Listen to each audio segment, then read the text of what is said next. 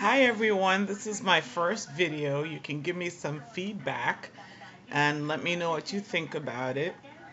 As you know, I have a blog that's called Naija Boston, as well as one that's called Naija Diva, where I do reviews on Nollywood movies. Now, if you're not a Nollywood movie watcher, you don't know what you're missing. So, let me tell you about my last movie. The last movie I watched was on Iroko TV, which is a web streaming software that shows primarily Nollywood movies. Nollywood is just the name for the Nigerian movie industry, similar to Hollywood here in the United States. So I watched the movie Flower Girl, which was a fantastic movie. It just shows how the quality of Nollywood movies is improving. Great production values, good casting, great acting, and I'm really happy with the level of sophistication that Nigerian movies are starting to have. So, this movie is about a florist that basically falls in love with a movie star. And the movie star's name is Tunde Kalani, who I found out later on was actually a real person. So, Nollywood producers, keep in mind, those of us stateside that aren't really in the know, sometimes y'all need to break down these things for us. So, anyway, like I said, the movie was slamming. Girlfriend, who's the main character, was seeing this lawyer who's every girl's dream, up and coming, well spoken, well dressed, always in a suit and everything else. But he kind of thinks he's all that in a bag of chips.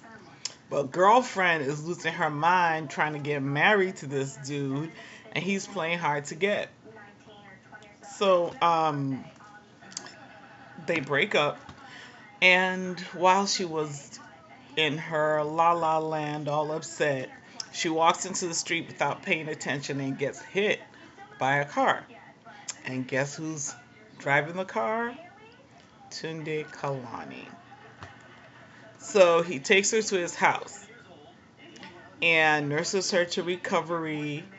And to protect his rep, she asks him, or basically they make a deal that he would pose as her boyfriend so she could get her fiance back.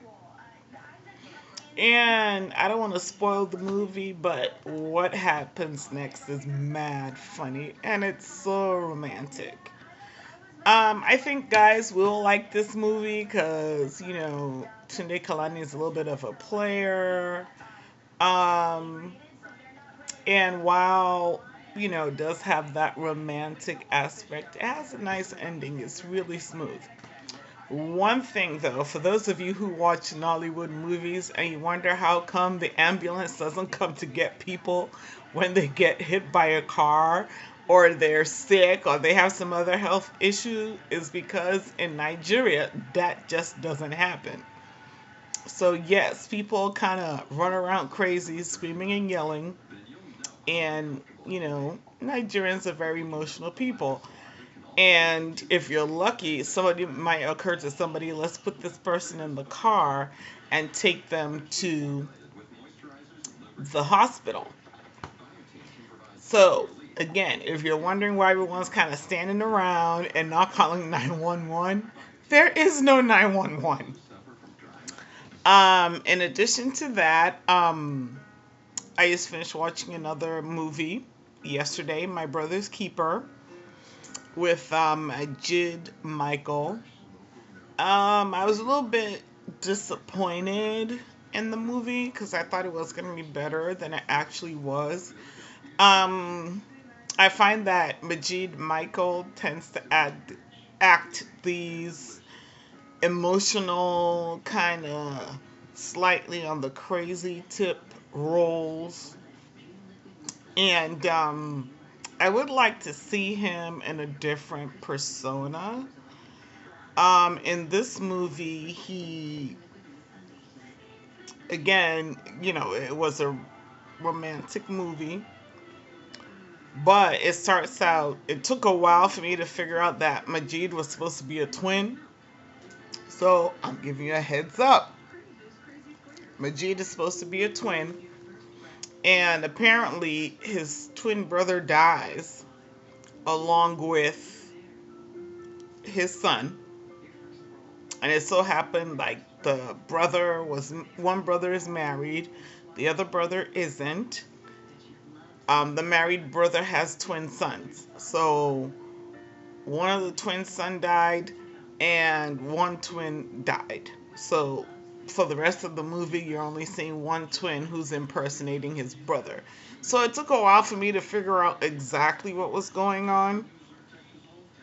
And basically, it kind of gets really gross because, Majid, who's actually brother number two, sleeps with his brother's wife, takes over his brother's job in the father's company, and at the same time, he's behaving in a really weird way. His mother is noticing something off about him, but doesn't figure it out. The wife is noticing that, he's really tearing it up in the bedroom where he wasn't before. And even the kid is noticing he's different. And as a mother of twins myself, you should be able to tell your twins apart if you're the mama. That's what I'm saying. But anyway, so Majid, true to form, starts acting kind of crazy and doing weird stuff. And people are just kind of like, what's the matter with you now? But, they still kind of ignore it until they get to a point in the movie where mom finally has to say, I know that you're not who you're pretending to be. You're your brother. And I forget like each person's name. And the wife suddenly notices after getting her freak on for about a month or two. So I'm not going to tell you how it ends, but I'm going to tell you enough so that you're not spending 3/4 of the movie trying to figure out what's going on. Again, this was an okay movie, good production values. It wasn't boring. The action is decent. And if you've got, and it's one of those movies, it's one part, which is good. And generally, I prefer movies that are one part, so I'll tell you if it's one part or two parts. By the way, Flower Girl is one part too, meaning it has only one part. For those of you who don't know, Nigerian movies tend to have part 2, part 3, part 4, and you can spend 4 or 5 hours trying to watch the same movie. And usually the good stuff might happen in part 2 and 3, so you end up, once you're hooked, you end up having to watch all 4 parts to get to the end.